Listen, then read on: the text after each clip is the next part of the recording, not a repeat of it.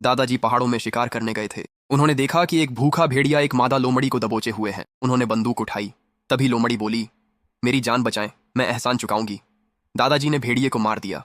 लोमड़ी ने कहा, मैं घायल हूं, आपके घर रहकर ठीक होना चाहती हूं, फिर मैं आपके परिवार के लिए सौभाग्य लाऊंगी।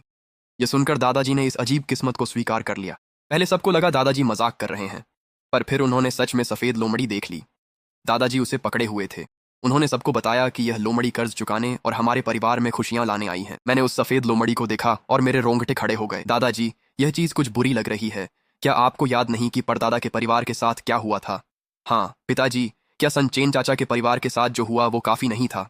इसे अभी बाहर निकाल दो। दादाजी का चेहरा गंभीर हो गया। तुम क्या जानते हो? परदादा के पास किस्मत नहीं थी, हमारा परिवार अलग है। कुछ दिनों बाद लोमड़ी आखिरकार ठीक हो गई। उसने सफेद फर झाड़ा और सुंदर सफेद लिबास वाली लड़की बन गई। अपना नाम सू वांचिंग बताकर बोली कि वह दादाजी का एहसान चुकाने आई है। फिर उसने मेरे भाई को देखा। उसके गाल तुरंत लाल हो गए। उसने उससे शादी और बच्चों के लिए अपनी रजामंदी दी। मेरा भाई पूरी तरह से हैरान रह गया। वह ऐसा लग रहा था जैसे उसकी आत्मा ही निकल गई हो। उसने वहीं पर सिर हिला दिया। मैं उनके पास ही खड़ा था। मेरे सीने में जो बुरा एहसास था वह जा ही नहीं रहा था। दादाजी, इसमें कुछ तो गड़बड़ है। दादाजी ने मेरा हाथ झटका। वह पहली बार मुझ पर इतने ठंडे हुए थे। सौभाग्य द्वार पर है और तुम इसे भगाना चाहते हो? मेरे माता पिता भी शुरू में राजी नहीं थे। उन्हें यह सब बहुत अजीब लगा था। मेरी माँ ने मेरे भाई का हाथ पकड़ लिया और बोली, ये लड़की न जाने कहाँ से आ गई है, तुम ऐसा नहीं कर सकते। मेरे पापा भी भौहें चढ़ाकर देखने लगे। अगर ये बात बाहर फैल गई तो लोग हमारे परिवार के बारे में क्या कहेंगे? सू वांचिंग ने कोई बहस नहीं की। उसने बस चुपचाप सबको एक एक कप चाय परोस दी। लेकिन जैसे ही उन्होंने वह चाय पी, उनका रवैया तुरंत बदल गया। वो जितना सू वांचिंग को देखते उतना ही उन्हें वह पसंद आने लगी। वे बार बार कहने लगे, इतनी अच्छी बहू मिलना नामुमकिन है। मैं कोने में खड़ी होकर यह सब देखती रही। मेरी पूरी पीठ ठंडी पड़ गई थी। शादी बहुत साधारण थी। हमने गांव के कुछ ही परिवारों को बुलाया था। शादी की रात मेरे भाई दोबारा बाहर नहीं आए। अगली सुबह मेरी माँ ने दरवाजा खोला और चीख उठी। मेरा भाई बिस्तर पर लेटा हुआ था। उसका शरीर पहले ही ठंडा हो चुका था, लेकिन उसके चेहरे पर एक अजीब संतुष्ट मुस्कान थी। मेरे माता पिता ऐसे रो रहे थे जैसे वे बिखर गए हों। वे उसके शरीर से लिपटकर विलाप करने लगे। फिर वे पागलों की तरह सू वांचिंग पर टूट पड़े। तुमने उसके साथ क्या किया? सू वांचिंग ने कुछ नहीं कहा। वह बस झुककर उनके कान में कुछ शब्द फुसफुसाई। उसकी आवाज इतनी मुलायम थी जैसे किसी बच्चे को सुला रही हो। मेरे माता पिता तुरंत रोना बंद कर दिए। वे एक दूसरे को देखने लगे। उनकी आंखों से दुख गायब हो गया था। उसकी जगह एक अजीब सा उत्साह और जुनून आ गया था। अगले ही दिन वे भी उसी घर में मर गए। मेरे भाई की तरह उनके चेहरे पर भी संतुष्टि की मुस्कान थी। हमारे परिवार से ऐसे ही 3 लोग चले गए। मैं डर के मारे पागल हो गया था। मैं घुटनों के बल गिर पड़ा और दादाजी से उसे भेज देने की भीख मांगी। वह हम सबको मार डालेगी। इसके बजाय दादाजी ने मुझे एक थप्पड़ मार दिया। अगर तुम्हें जिंदा रहना है तो दोबारा कभी उसे भगाने की बात मत करना। उनकी आवाज सर्द हवा सी ठंडी और आंखें अजनबी थीं। याद रहे, तुम उसकी अच्छी सेवा करना। सू वांचिंग उनके पीछे खड़ी थी। वह चुपचाप सब कुछ देख रही थी। उसकी आंखों में वह शांत भाव गुस्से से भी ज्यादा डरावना था। उस दिन के बाद से उस घर में सिर्फ दादाजी, सू वांचिंग और मैं ही बचे थे। हवा इतनी भारी लग रही थी कि मैं मुश्किल से सांस ले पा रहा था। दूसरों के सामने सू वांचिंग हमेशा सौम्य और शालीन दिखती थी। वह दादाजी का बहुत ध्यान रखती और मीठी नरम आवाज में बात करती। लेकिन मैं ही अकेला था जो जानता था कि उसके भीतर अब भी लोमड़ी का असली स्वभाव छुपा है। वह शायद ही कभी पका हुआ खाना छूती थी। कई बार मैंने उसे देर रात चुपके से रसोई में कच्चा ठंडा खाना ढूंढते हुए देखा था। वह जब चलती थी तो कोई आवाज नहीं होती थी। वो अचानक मेरे पीछे आ खड़ी होती थी। मैं इतना डर जाता था कि जैसे दिल बाहर आ जाएगा। उससे मेरी नफरत और डर दोनों बढ़ते गए। एक दोपहर सब्र टूट गया। मैंने उसे माँ का सामान छेड़ते पकड़ लिया। उसने मेरी माँ की पसंदीदा फोटो ढूंढ ली थी। वह नाखून से माँ का चेहरा खुरच रही थी। चेहरा पहले ही खुरच कर धुंधला कर दिया गया था। मेरा आपा खो गया। मैं दौड़कर फोटो वापस लेने गया। तुम क्या कर रही हो? ये मेरी माँ की चीज है, इसे वापस दो। सू वांचिंग ने मुझे अनसुना किया। उसने और जोर लगाया। मैंने उसे धक्का दे दिया। उसने झटके से सिर घुमाया। उसकी आंखें हरे रंग में चमक उठीं। फिर उसने मुझे जमीन पर पटक दिया। उसकी ठंडी उंगलियां मेरी गर्दन के चारों ओर कस गईं। उसी पल मुझे उसके शरीर से खून की तेज धातु जैसी बदबू आई। मुझे लगा मैं मरने वाला हूं। लेकिन ठीक उसी समय दादाजी वापस आ गए। सू वांचिंग ने तुरंत मुझे छोड़ दिया और लाल आंखों के साथ एक तरफ हट गई, जैसे मैंने ही उसे सताया हो। दादाजी ने सू वांचिंग को वहां से हटा दिया। उन्होंने मेरी तरफ देखा तक नहीं। वे घबराकर उसके हाथ देखने लगे कि कहीं चोट न लगी हो। सू वांचिंग ने धीरे से कहा, दादाजी उसे मत डांटिए, मेरी गलती थी। दादाजी मुझ पर गरजते हुए बोले, क्या मैंने नहीं कहा था उसका ख्याल रखना? उस पर हाथ उठाने की हिम्मत कैसे हुई?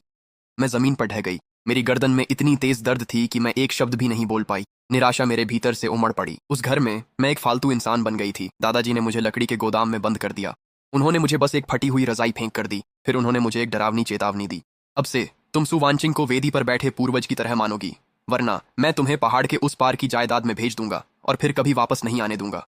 मैं वहां बैठकर मौत का इंतजार नहीं कर सकती थी। वो घर अब मेरा घर नहीं रहा था।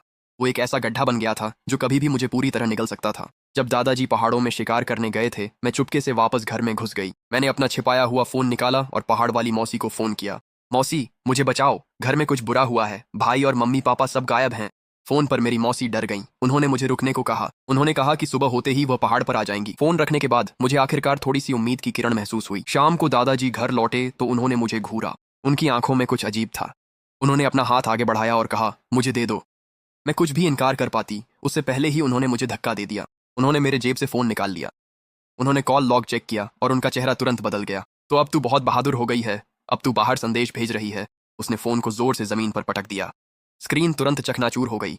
तू कितनी एहसान फरामोश है, तू इस परिवार की इकलौती उम्मीद को बर्बाद करने की कोशिश कर रही है। फिर उसने मुझे कमरे में घसीट लिया। वह लकड़ी की पट्टियां और कीलें ले आया और दरवाजा बंद करने लगा। उसने नीचे सिर्फ इतना सा छेद छोड़ा कि उसमें से एक कटोरी सरका सके। अगर तूने फिर कुछ करने की कोशिश की तो मैं तुझे हमेशा के लिए यहीं बंद कर दूंगा। इसी तरह मैं पूरी तरह से बंद कर दी गई। हर दिन दादाजी दरवाजे के बाहर खड़े होकर लगातार बड़बड़ाते रहते थे। तुझे पता है तेरा भाई कितना बेटा चाहता था, वह हर रात उसका सपना देखता था। तुझे पता है तेरे माता पिता कितना पोता चाहते थे, जब वे मरे तब भी वह इच्छा उनके साथ थी। सुवांशिंग इस परिवार के लिए एक आशीर्वाद है, वह हमारी उपकारिणी है और तू उसे चोट पहुंचाना चाहती थी। तुझे लगता है कि तेरा यहाँ किसी पर कोई हक है। वे शब्द मेरे कानों में कीलों की तरह चुभ गए। सिर पकड़कर मैं उसे हिलाती रही। फिर दरवाजे के पार चिल्लाई, उसने मेरे भाई और माता पिता को मार डाला, वह राक्षस है, आप उसके झांसे में आ गए। आवाज बैठने तक मैं दरवाजे पर चिल्लाती रही, जाग जाइए, देखिए उसने इस परिवार के साथ क्या किया है और आप अब भी उसकी रक्षा कर रहे हैं। क्या आप अब भी सच में मेरे दादाजी हैं? अब मुझसे और सहन नहीं हो रहा था। मैंने कोने से एक पत्थर उठाया और अपनी पूरी ताकत से बंद दरवाजे को तोड़ने लगी।